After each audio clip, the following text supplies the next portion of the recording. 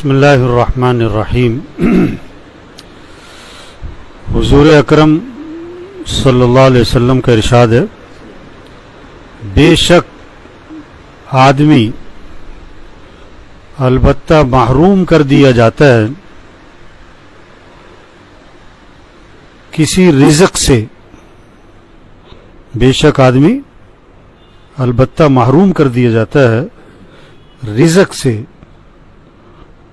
اس گناہ کی وجہ سے جو وہ کرتا ہے۔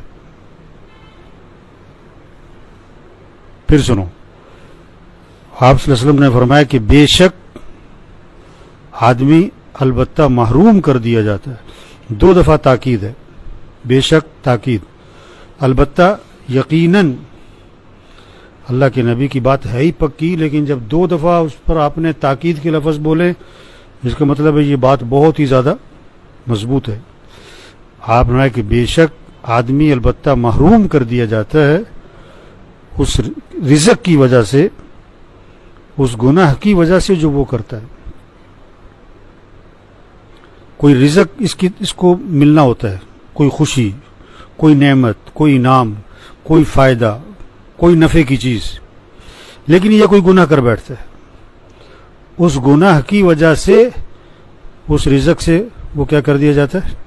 محروم کر دیا۔ جیسے باپ نے نیت کی کہ بیٹے کو میں یہ چیز دوں گا، اس کے بعد بیٹے کی کوئی غلطی باپ کے سامنے آ گئی، اس نے کہا نہیں دینی۔ ہوتا ہے کہ نہیں ہوتا ہے؟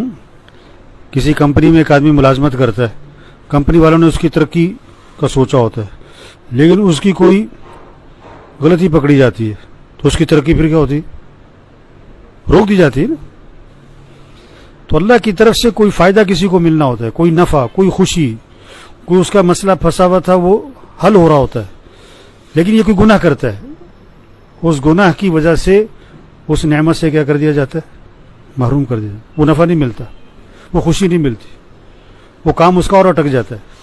وہ سمجھتا ہے فلاں کی وجہ سے، فلاں کی وجہ سے نہیں، کوئی غلطی کی ہے، کوئی گناہ کیا ہے۔ آج لوگ اس بات کو نہیں سمجھ رہے کہ گناہ کی وجہ سے محرومی آئے گی۔ کوئی آدمی چاہتا ہے کہ اس کو نقصان ہو جائے؟ نہیں چاہتا۔ گناہ کیوں کر رہا ہے؟ اس کو یہ پتہ نہیں کہ گناہ کی وجہ سے محرومی آنی ہے۔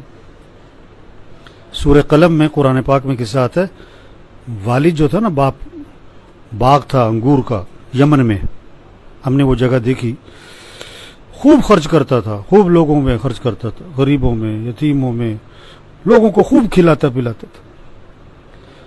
باپ مر گیا، بچوں 3 بیٹے تھے، انہوں نے کہا باپ بے وقوف تھا ہمارا، ایسے لوگوں کو کھلا پلا دیتا تھا، اگر وہ سارا جمع کرتا ہم کتنے مالدار ہو جاتے۔ ہم نے کسی کو نہیں دینا۔ عام طور پر جو دوسروں کو بے وقوف سمجھتے ہیں وہ خود ہی بے وقوف ہوتے ہیں۔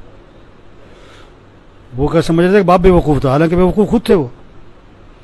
تو انہوں نے کہا ہم نے کسی غریب کو کچھ نہیں دینا ہے، اور رات کو جائیں گے ہم پھل کاٹنے، کسی کو پتہ ہی نہ لگے۔ تو ایک عذاب آیا، قرآن پاک میں آتا ہے فطاف علیہا طائف من ربک وہم نائمون، کہ وہ ابھی سو رہے تھے، اللہ کی طرف سے ایک آگ کا عذاب آیا، پورے باغ کو جلا کے راکھ کر دی۔ جب وہ وہاں پہنچے تو انہیں باغ نظر ہی نہیں آیا، وہ سمجھے راستہ بھول گئے، دائیں بائیں ہو کے دیکھا، انہوں نے کہا نہیں راستہ نہیں بولے، اللہ کا عذاب آیا۔ ایک گناہ کا ارادہ کیا ابھی اور اللہ کا عذاب آ گیا، پورے باغ سے محروم ہو گئے۔ تو دیکھو یہ بات سب کو سمجھانی ہے، یہ بات سب کو، کہ گناہ کی وجہ سے کیا ہوگا؟ بولو، رزق سے محرومی ہوگی، نفع سے محرومی ہوگی، خوشی سے محرومی ہوگی، کوئی نقصان ہو جائے گا۔ آدمی نہیں چاہتا نقصان ہو، لیکن گناہ سے نقصان ہوگا یہ اس کی سمجھ نہیں ہے۔